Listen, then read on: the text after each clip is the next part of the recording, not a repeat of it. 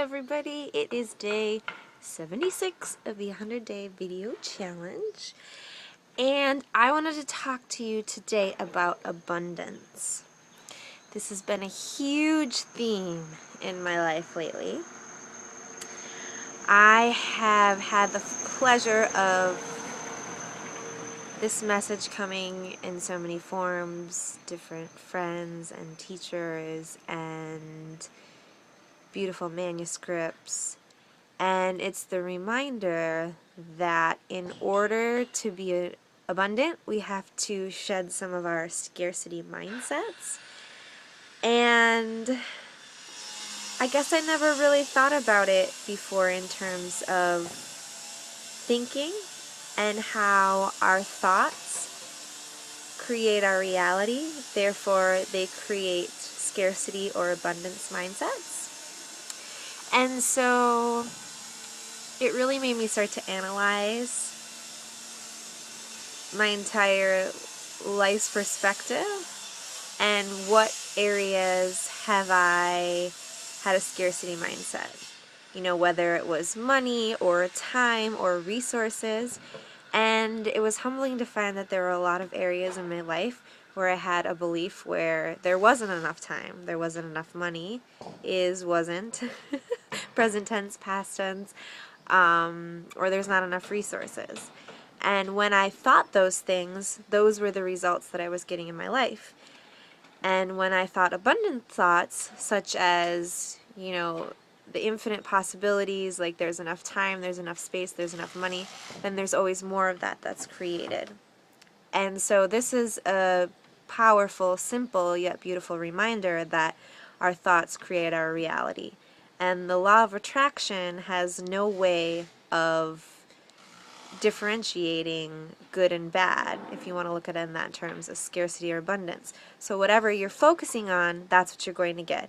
If you're focusing on scarcity, that there's not enough, well, there's not going to be enough. And if you focus on abundance, you find that there is always more than enough. So this has just been really fun for me lately to see. And there's a few times when some of these scarcity mindsets have come up, and I've had to remind myself that this is a treasure.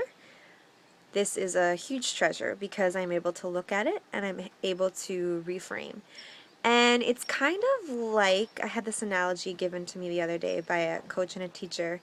It's kind of like when you first drove a car. So, you know, sometimes you felt kind of awkward and you weren't really sure of what you were doing when you started driving. But the more you practice, the easier it got. And then it gets so easy that it's just a no-brainer. Like all of a sudden you're in your car and you're driving to and from place to place. And sometimes it's scary because you don't even remember how you got there because it's so automatic. So it's the same thing with the abundance mindset. So it's important to check in with yourself and to maybe journal some of the thoughts that you're thinking, and then find ways to stop those thoughts and bring in your new abundance thoughts. So a beautiful soul sister of mine also brought in a few more tools to help me with that. I've been working really hard on these abundance thoughts, but some of these scarcity ones still creep up. And sometimes we get lost in the story, and it's so ingrained in us, and we've held on for it for so long, so it's difficult to let go. So sometimes we need to create actual physical tools to help us snap out of those. And so one of the tools that she shared was just kind of blinking your eyes. That's a very physical response to your thinking something to interrupt it.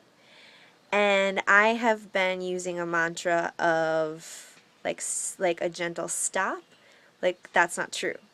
You know, like a loving, but like stop, that's not true. And then what is true? So stopping that negative scarcity thought and replacing it with an abundance one. So an example this week that just came up for me is that there's so much in my life that I'm thankful for, and so many people that I want to connect with, and so many books I want to read, and things I want to do, and sometimes it's tricky to navigate time. because I work full-time, and then there's a lot of things on the side that I'd like to do. And so this thought kept coming up, like there's not enough time. There's not enough time in the day to do all the things that I wanted to do. So when that thought would come up, then I could use a technique like blinking my eyes to say, okay, what is true? Like there is a lot of time for me to do the things that I want to do. There are a lot of times to do the things that I want to do. Therefore, with that open mindset, then I can look at my schedule and start physically navigating this truth. And I'm finding little areas where I can, maneuver my time and get another connection in there, or find 15 minutes to read whatever it is that I want to read, or learn about what I want to learn about. And another one that my friend shared with me is heart tapping. So, sometimes you could, if that scarcity mindset comes up, you can kind of tap your heart.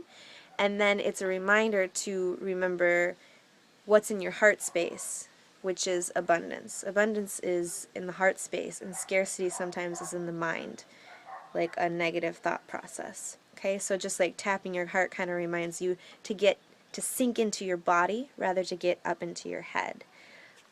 So I want to thank Christy Whitman and Crystal Brandt for these two wonderful techniques that they shared with me. I'm so honored to have so many incredible teachers and friends in my world. And I invite you to use this practice if there are areas in your life that you are feeling a little scarcity mindset, because we live in this beautiful, abundant world, and there's so many beautiful things to come to you. So I hope you found this helpful, and I hope this finds you well. Mwah! And I will talk to you soon. Bye.